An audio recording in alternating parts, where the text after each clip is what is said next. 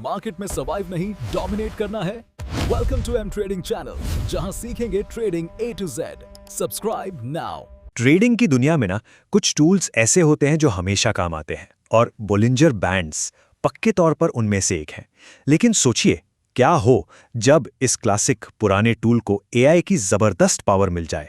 चलिए इसी मजेदार सफर पर चलते हैं। हम एकदम बेसिक से शुरू करेंगे कि आखिर ये बोलिंजर बैंड्स हैं क्या, इन्हें पढ़ते कैसे हैं और लोग आमतौर पर क्या गलतियां करते हैं। फिर हम आगे बढ़ेंगे मैक एंड चीज जैसी एक दिलचस्प स्ट्रैटेजी पर और देखेंगे कि AI इसमें क्या कमाल कर सकता है। और आखिर में कुछ जरूरी बातें जो हमेशा ध्यान में रखनी चाहिए। ठीक है, तो शुरू करते हैं। देखिए, किसी भी एडवांस्ड स्ट्रैटेजी में घुसने से पहले उसकी नींव को समझना बहुत जरूरी है।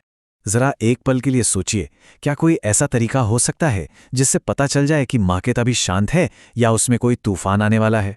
बस इसी सवाल का जवाब देने के लिए बोलिंजर बैंड्स को बनाया गया था। तो आसान भाषा में कहें तो बोलिंजर बैंड्स एक विजुअल टूल है। इसे 1980 के दशक में जॉन बोलिंजर ने बनाया था और इसका सिर्फ एक मुख्य काम है, वोलेटिलिटी को मापना। मतलब बाजार में कितना उतार चढ़ाव हो रहा है ये उसे दिखाता है।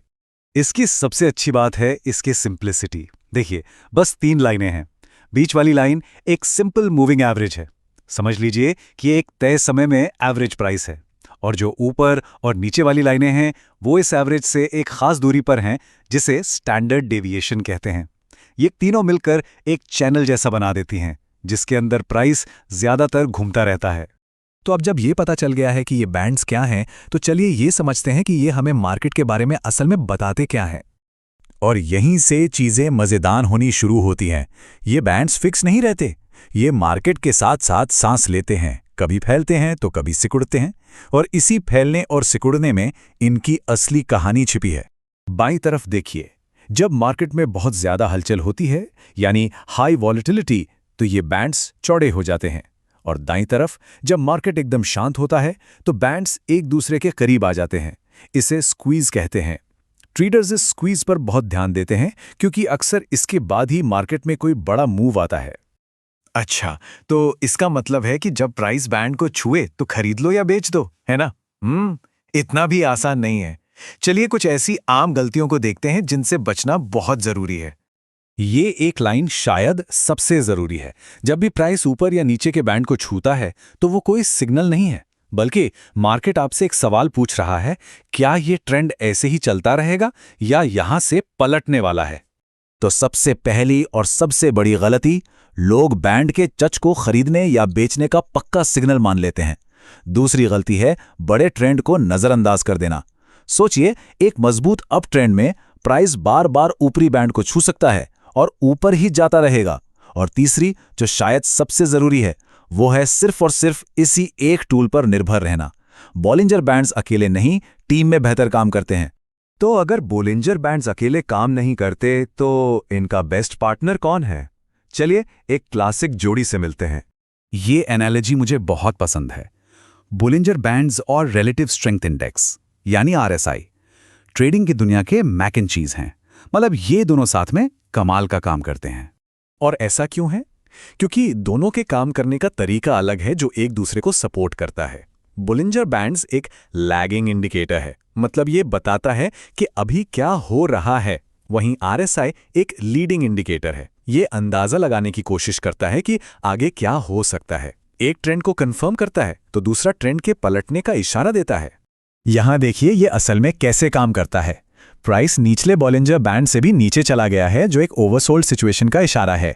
लेकिन हम तुरंत खरीदारी नहीं करेंगे, हम कंफर्म करने के लिए नीचे RSI को देखेंगे। और हां, RSI भी 30 से नीचे है, जो ओवरसोल्ड होने की पुष्टि कर रहा है। अब ये एक काफी मजबूत सिग्नल बन गया है। मैक एंड चीज तो बढ़िया है, पर क्या हो अगर इस क्लासिक डिश में हम भविष्य का कोई इंग्रेडिएंट डाल दें? चलिए अब आर्टिफिशियल इंटेलिजेंस की दुनिया में कदम रखते हैं। यही वो सवाल है जो आज की रिसर्च को ड्राइव कर रहा है। क्या हो अगर हम सिर्फ मौजूदा डेटा पर रिएक्ट करने के बजाय मशीन लर्निंग का इस्तेमाल करके ये अंदाजा लगा पाएं कि प्राइस आगे कहां जाने वाला है, और फिर उस जानकारी को अपने बोलिंजर बैंड्स के साथ इस्तेमाल करें? एक रिसर्च पेपर ने बिल्कुल यही किया। उन्होंने पुराना सारा डेटा लिया, कुछ टेक्निकल चीज़ों को कैलकुलेट किया और फिर एक एआई मॉडल को, इस केस में रैंडम फॉरेस्ट मॉडल को ट्रेन किया कि वो अगले दिन के वेटेड मूविंग एवरेज का अंदाज़ा लगाए। फिर उन्होंने एआई के उस अंदाजे को बॉलिंजर बैंड्स के साथ मिलाकर एक नया ट्रेडिंग सिग्नल बनाया। तो नतीजे कैसे रहे? सच कहूं तो हैरान कर देने वाले थे। देखिए, जो ट्रेडिशनल बॉलिंजर बैंड स्ट्रैटेजी थी, उससे तो इन दो सैंपल स्टॉक्स में भारी लॉस हुआ। एक में तो -43% और दूसरे में -10%। लेकिन एआई वाली स्ट्रैटेजी ने इन लॉसेस को प्रॉफिट में बदल दिया, वो भी +10% से +30% तक। मतलब ये तो पूरा गेम ही पलट देने वाली बात है। हमने काफी कुछ देख लिया, एकदम क्लासिक तरीकों से लेकर एआई से चलने वाले भविष्य तक। तो इस पूरी बातचीत से हमें क्या लेकर जाना चाहिए? 3 जरूरी बातें हैं। पहली, बोलिंजर बैंड्स वोलैटिलिटी के बारे में है, भविष्यवाणी के बारे में नहीं। दूसरी, ये टीम प्लेयर्स हैं, इन्हें आरएसआई जैसे दूसरे इंडिकेटर्स के साथ इस्तेमाल करना चाहिए। और तीसरी, एआई जैसी नई टेक्नोलॉजी इन पुराने भरोसेमंद टूल्स को जबरदस्त नए तरीकों से और भी ज्यादा पावरफुल बना रही है। और ये हमें एक बहुत बड़े सवाल पर लाकर खड़ा कर देता है। जब एआई प्राइस का अंदाजा लगाने और स्ट्रैटेजी बनाने में इतना अच्छा हो सकता है, तो आने वाले समय में एक इंसान, एक ट्रेडर की भूमिका क्या होगी? ये एक ऐसा सवाल है जिसके बारे में सोचना तो बनता है। अगर आज की वीडियो से आपको कुछ सीखने को मिला तो लाइक करें। मार्केट की हर बड़ी अपडेट और स्ट्रैटेजी के लिए सब्सक्राइब करें एम ट्रेडिंग चैनल को।